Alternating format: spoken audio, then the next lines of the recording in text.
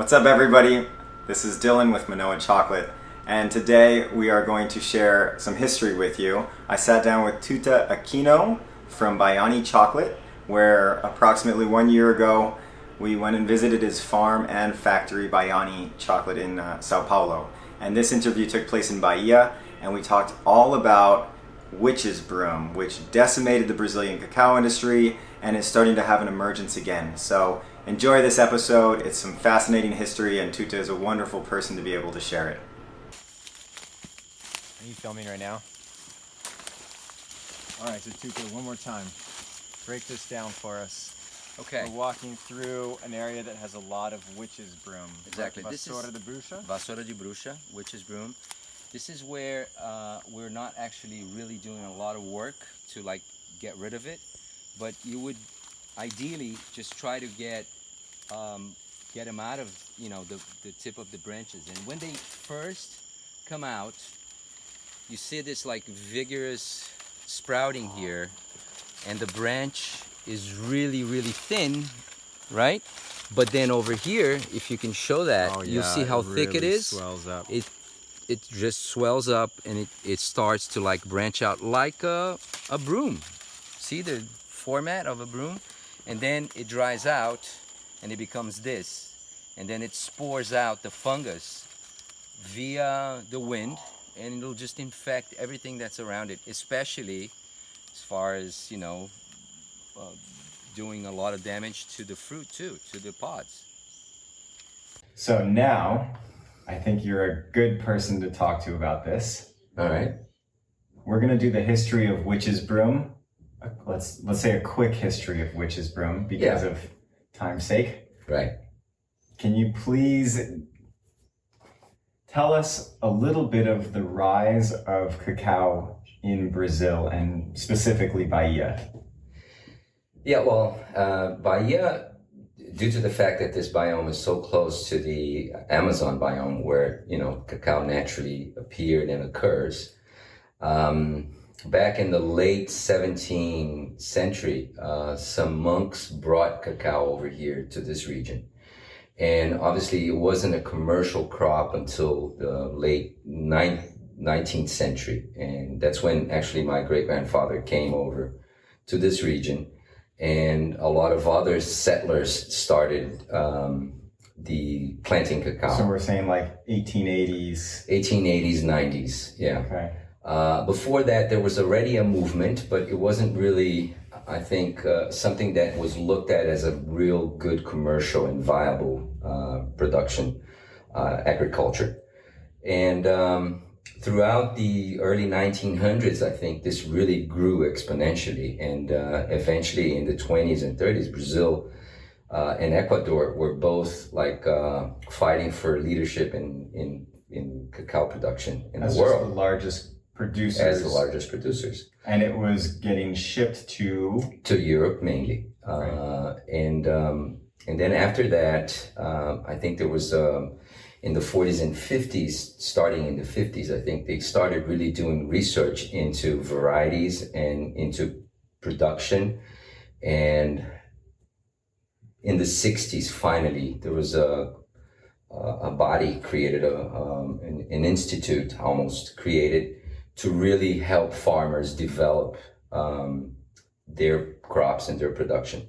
So Brazil was very active, and especially the state of Bahia, which is mainly where cacao was grown throughout the years here in Brazil, to become really a main source of cacao for the world. Right. So my understanding is Bahia was producing so much that it was then going to Europe, and it was the first time that chocolate began to become a little more affordable, a little more widespread.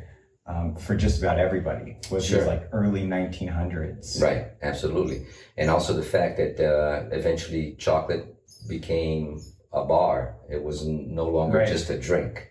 That's right. So I think once it became a product that you could take with you and just, eat anywhere and didn't need to drink it. It made it easier to consume. It made it easier to consume, and then eventually the demand for cacao increased, not only from Brazil, I'm pretty sure from other producing countries, the Caribbean. Which was felt heavily here as people went into the forest and did these Cabruca systems that we were just talking about, Sure. but huge, right? Huge, yeah. A lot of immigration happened. Absolutely. A lot of people came to work the cacao field. So for sure. No, I mean, locally, I think this was really, I mean, at one point for the state of Bahia, as a national, a state product, not a national product, but even as a national product, cacao really had an impact on the commercial scale of exports for Brazil. Yeah, and I'd always heard of Bahia having a lot of cacao still, but I was surprised when I got here to see the trash cans are in the shape of cacao pods, and a lot of the drinks have cacao juice in them. Right. It's just still very prominent in the culture. It's built in at this point. So I think like it started, the first industry really was cacao. Then maybe it went to sugar or? Well, no. The first industry here of the state of Bahia was always, as you know, as it was in Brazil, was sugar in general. Oh, okay. So Bahia originally had a lot of sugar mills and production. Which then is cacao was where the second our sugar one. comes from. Right. Most likely, yeah. Yeah, it is. From Native. Yeah, they're great. Okay, so we then entered a phase in Bahia where there was a lot of inequality and there was some jealousy. And then we had witches' broom introduced, and it's not so much a theory anymore. It's quite proven that it was purposefully brought in some form of agricultural terrorism? Bioterrorism. Bioterrorism? Yeah, we can call it that. Yeah, I think, when you have the power that the farmers and the system in Bahia and in Brazil up until then, mostly, were based on big estates. So they were owned by families, traditional families that came, like my great-grandfather, who actually was able to multiply his farms, by being, a good entrepreneur and developing his skills and improving upon his production. And like him, many other families did that, and they owned a lot of land, which gave them a lot of power and a lot of political power. And back in the 70s and early 80s, the left movement started growing in Brazil. And one of the issues in Bahia especially was that they were dissatisfied with all this power being concentrated in the hands of so few people. Mm. So some crazy, people just decided that they needed to change that, and they had this incredible idea of just getting some form of stabilizing or giving equality to the people, and just taking this power away from the kernels of cacao, as they were called. And by introducing a fungus that was really devastating, and I'm pretty sure they didn't know how much of the consequence would be. We can mention some numbers like 250,000 jobs were lost in less than 4 or 5 years. Direct jobs. These were people that were hired to work at farms. And I could estimate that maybe estimate's closer to 1 million. A million of indirect jobs. So within 4 years of witches' broom being purposefully introduced in order to try and create more equality, the industry was brought to its knees and 90% disappeared, which caused a lot of favelas. It caused a lot of poverty because it actually hurt the poorest people the worst. Not only that, an exodus of the rural areas, and then the loss of maybe 1 or 2 generations of workers that now people like us that are trying to renovate and get this back to close to a productive level that we had before, have no access to labor that eventually was floating around this region because it was available, it was there.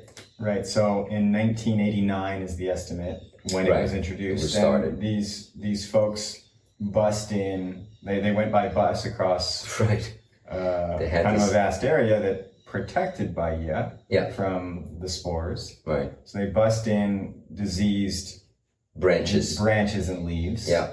And tied them to trees. Right. It's important to say that the witch's broom was not created by anyone. Witch's broom exists, and the fact that it really spread out so much in Bahia is that the climate here has a little more variation than in the Amazon forest, and that it naturally occurs in the Amazon, but it doesn't really put a dent into production as much as it did here, because we had moments of drought, and then when you have these moments of dryness is when the fungus the spores just spread out through the wind. And it really is a challenge to control it, and we live with it up until today, because it spreads through the air. I mean, you could have your orchards really clean, but your neighbor isn't, and then the wind just blows some of those spores back towards you. Right. And so part of this revival and healing process that's happening now that you guys are part of has to do a lot with looking at genetics that are less susceptible to the disease. Is that right? Right. Yeah. So it's been a work done by some pioneer farmers, and we're so grateful and thankful that some people were observant and they were insistent in trying to determine certain type of trees within their orchards that were more resistant or actually were immune to witch's broom.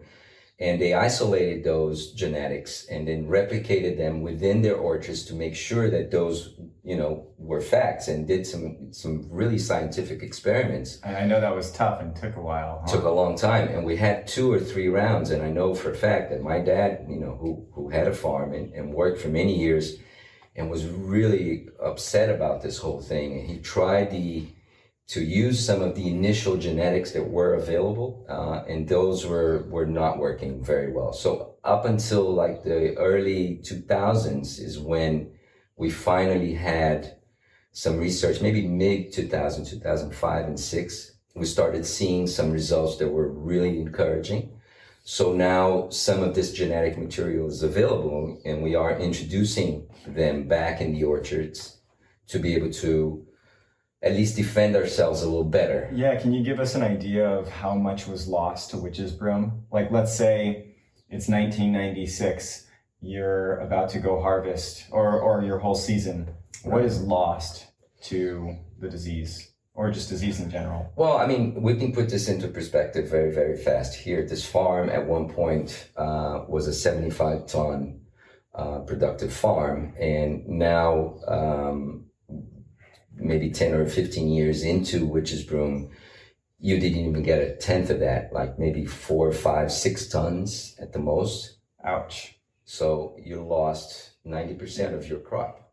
And a lot of people decided that they didn't want to deal with it anymore, so they transformed their farms into coffee farms, into pastures. It was already hard to do. Exactly. And then when you add 80% loss to disease, it's crazy. And we still have that in the formula, because we do lose about 30% on our second harvest of the year, maybe 40% to witch's broom. Because it's wetter. Because it's colder, it's right after winter.